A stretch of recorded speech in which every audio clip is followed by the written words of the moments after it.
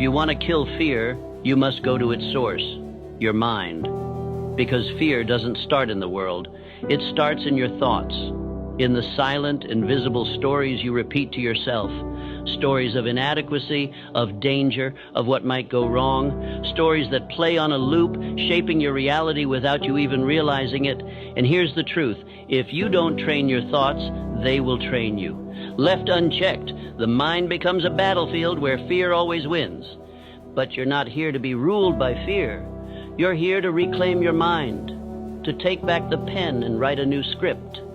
And it begins with this simple but powerful realization. You are not your thoughts. You are the observer of your thoughts.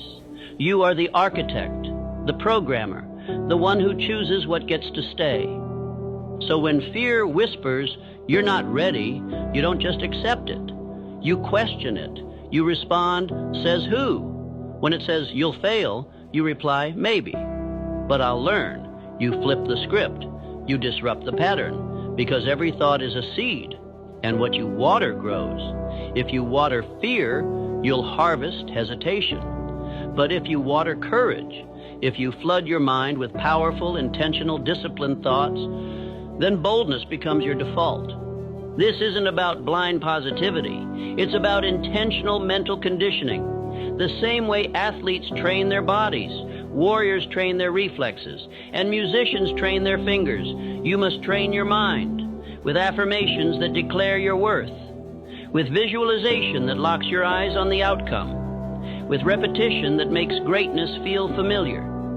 Tell yourself what you want to believe until it becomes who you are.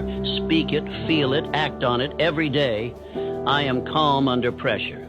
I face fear and move anyway. I don't shrink, I expand. These aren't just words, they're commands, and your subconscious is always listening. And don't just think these thoughts, live them. Let your actions reflect your new identity. Your mind learns by watching you. So when you do something bold, when you move despite the nerves, when you speak up despite the shaking hands, your brain registers, we do hard things now. That's how identity changes.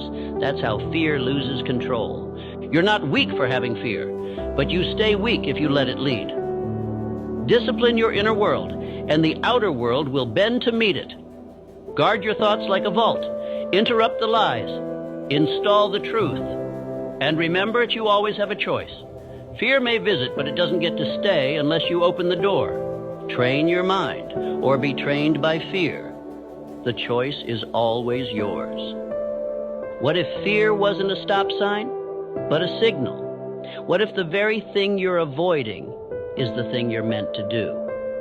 You see, most people think fear means don't. Don't go there. Don't try that. Don't speak up. Don't risk it. But in reality, fear is often a compass.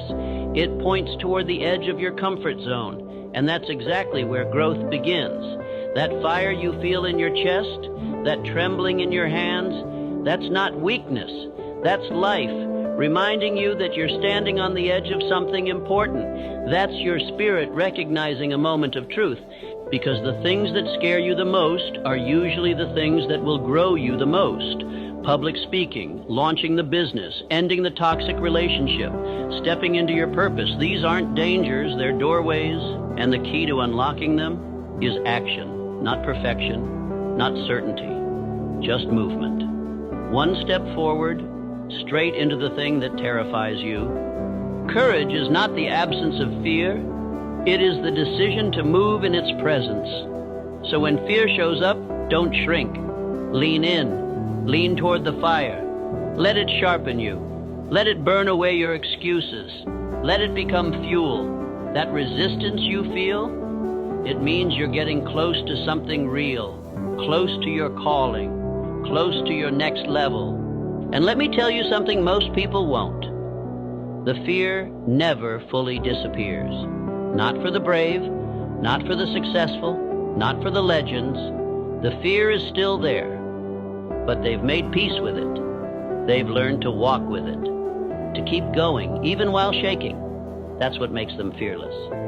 Not that they feel nothing, but that they refuse to be owned by it. So the next time fear shows up, say, thank you, I see you, but I'm not stopping. and then take that step. Make the call. Hit publish. Say yes, say no. Say the thing that scares you. The moment you lean toward the fire, then the fear begins to fade, and what's left is freedom. Here's the truth nobody wants to hear. You will not become fearless by waiting to feel brave. You don't kill fear with feelings. You kill fear with discipline. Motivation comes and goes. It's a spark, quick, loud, exciting, but short-lived. Discipline, on the other hand, is the steady flame. It's the engine behind every fearless life. Because when you train yourself to act, not when you feel like it, but